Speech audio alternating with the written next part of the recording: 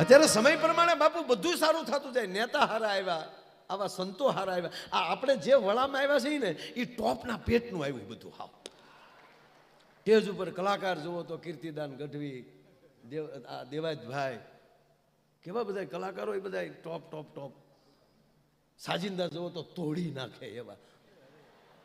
પહેલા તો જમાનામાં સારું ઢોલકી વગાડે એક રમકડું હતું.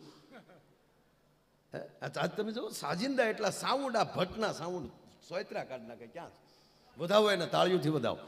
અને વજુભાઈ તમારા મંડપ જો મને એમ લાગે હરગ બરગમાં આવા મંડપ હશે નહીં હો. સ્વર્ગમાં એટલું બધું આયોજન થઈ જ ન શકે, એટલી જગ્યા જ નથી ત્યાં. હા હું જોઈને આવ્યો. જો ત્યાં હરગમાં શાંતિ હોય તો એટલા બધા માણાની વસ્તી અહીં હોય. કારણ કે જેટલા ગુજરી જાય ની વાહ આપણે એ જ લખીએ કે અમારા પિતાશ્રી સ્વર્ગવાસ પામ્યા છે. તો નરકમાં તો કોઈ ગયું જ નથી.